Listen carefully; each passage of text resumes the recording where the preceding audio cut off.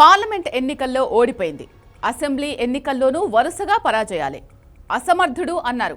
Cinema డైలాగులు పేల్చారు. నాడు పప్పు అంటూ గేల్ చేశారు.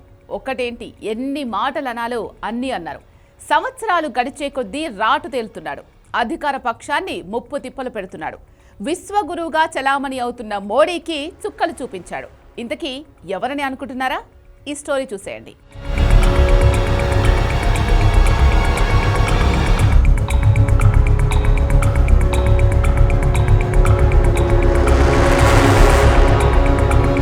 లీడర్ అంటే ఎవరో రాసిచ్చిన స్క్రిప్ట్ను చదవడం కాదు, ఏం మాట్లాడాలో ముందుగానే ప్రిపేర్ అవుతాడు. రాహుల్ ప్రశ్నలతో ఆత్మరక్షణలో పడిపోయిన ఎన్డీఏ. రాహుల్ ప్రశ్నలకు సమాధానం చెప్పలేక నీళ్లు నమిలిన బీజేపీ నేతలు. రాహుల్ గాంధీ కాంగ్రెస్ పార్టీ ఎంపీ, ఇంకా చెప్పాలంటే లోక్సభలో విపక్ష కూటమిని నడిపించే నాయకుడు. లీడర్ అంటే ఎవరో రాసిచ్చిన స్క్రిప్ట్ను చదవడం కాదు, తానే సొంతంగా స్పీచ్ను తయారు చేసుకుని ఏ అంశాలు మాట్లాడాలో ముందుగానే ప్రిపేర్ అవుతాడు. ప్రతిపక్ష నాయకుడిగా తానేంటో ఎన్నోసార్లు నిరూపించుకున్నాడు. రాహుల్ నాయకత్వంలో అనేక ఎన్నికల్లో కాంగ్రెస్ పార్టీ ఓటమి పాలైంది.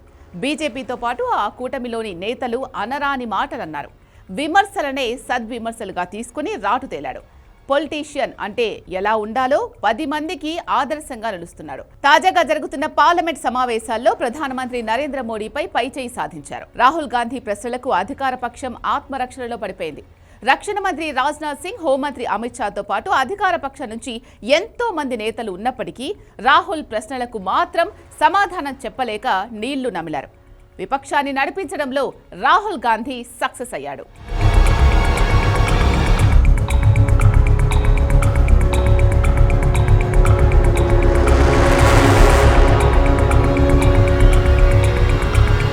రాష్ట్రపతి ప్రసంగానికి ధన్యవాద తీర్మానంపై చర్చ సందర్భంగా కాంగ్రెస్ జాతీయవాదంపై బీజేపీ ఎంపీ తేజస్వి సూర్య ఆరోపణలు చేశారు.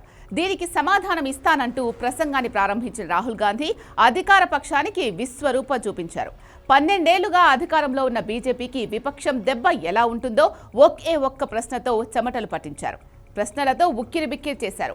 మాజీ army chief general MM Naravane రాసిన పుస్తకం గురించి ప్రస్తావించారు. జనరల్ నరవాణే తన పదవీ కాలంలోని అనుభవాలతో 4 స్టార్స్ ఆఫ్ డెస్టినీ అనే పేరుతో ఒక పుస్తకాన్ని రాశారు. 2020లో లడఖ్లోని గల్వాన్ లోయలో భారత్ చైనా సైనికుల మధ్య జరిగిన ఘర్షణల గురించి ఇందులో కీలక విషయాలు ఉన్నాయి. దీనిపై ఒక ప్రముఖ మ్యాగజైన్ ప్రచురించిన కథనాన్ని ఆధారంగా చేసుకుని రాహుల్ గాంధీ ప్రశ్నల వర్షం కురిపించారు. సదరు మ్యాగజైన్ ఆర్టికల్ను చూపిస్తూ లడఖ్ సరిహద్దుల్లో చైనా ట్యాంకులు భారత భూభాగంలోకి వచ్చాయని అన్నారు. ఈ పుస్తకంలో ఉన్న విషయాలు 100% వాస్తవమని, ప్రభుత్వం దీనికి ఎందుకు భయపడుతోందని నిలదీశారు. రాహుల్ గాంధీ తన ప్రసంగంలో పదే చైనీస్ ట్యాంకులు అనే పదం రిపీట్ చేయడాన్ని సభలోని బీజేపీ సభ్యులంతా వ్యతిరేకించారు. అయితే రాహుల్ గాంధీకి పలువురు ప్రతిపక్ష నాయకులు మద్దతుగా నిలిచారు. చైనాకు సంబంధించిన విషయం చాలా సున్నితమైందని, లోక్సభలో మాట్లాడడానికి ప్రతిపక్ష నేతకు అనుమతి ఇవ్వాలని డిమాండ్ చేశారు.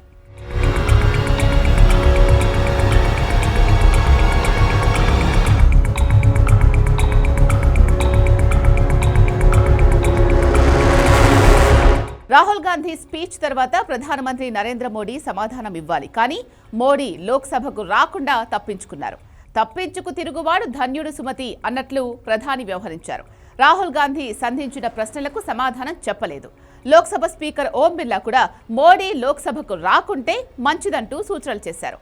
రాహుల్ దెబ్బకు లోక్సభకు డుమ్మా కొట్టిన మోడీ రాజ్యసభలో రాష్ట్రపతి ప్రసంగానికి ధన్యవాదాలు తెలుపుతూనే రాహుల్ గాంధీకి కౌంటర్ ఇచ్చే ప్రయత్నం చేశారు. రాహుల్ గాంధీ లేవనెత్తిన నరవాణే పుస్తకం చైనా భారత భూభాగంలోకి చొచ్చుకొస్తోందన్న దానిపై మోడీ సమాధానం చెప్పలేకపోయారు. అసలు విషయాన్ని మాట్లాడిన ప్రధాని టాపిక్ ను డైవర్ట్ చేసేందుకు ప్రయత్నించారు. మొత్తానికి రాహుల్ గాంధీ తొలిసారి మోడీపై పూర్తి ఆధిపత్యం ప్రదర్శించారు అన్న టాక్స్ మొదలయ్యాయి. పార్లమెంట్ ఎన్నికల్లో కాంగ్రెస్ పార్టీ అధికారంలోకి తీసుకురాలేకపోయినా పార్లమెంట్లో మాత్రం ప్రధాని మోడీని సమర్థంగా అడ్డుకోగలుగుతున్నారు. ఏదో ఒక అంశంపై అయితే బీజేపీని నిలదీయగలుగుతున్నారు. పార్లమెంట్లో ప్రతిపక్షాన్ని నడిపించడంలో సక్సెస్ అయ్యాడు. ఎన్నికల్లో ఓడిపోవచ్చు, రాష్ట్రాన్ని గెలవలేకపోవచ్చు. పార్లమెంట్లో మాత్రం రాహుల్ బీజేపీకి కంట్లో నలుసులా తయారయ్యాడు. రాహుల్ ప్రశ్నలకు బీజేపీ ప్రధాని మోడీ సమాధానం చెప్పలేక పారిపోయారు అంటూ కాంగ్రెస్ నేతలు చర్చించుకుంటున్నారు. ఇక ముందు కూడా రాహుల్ గాంధీ ఇదే దూకుడు కొనసాగించాలని కోరుకుంటున్నారు.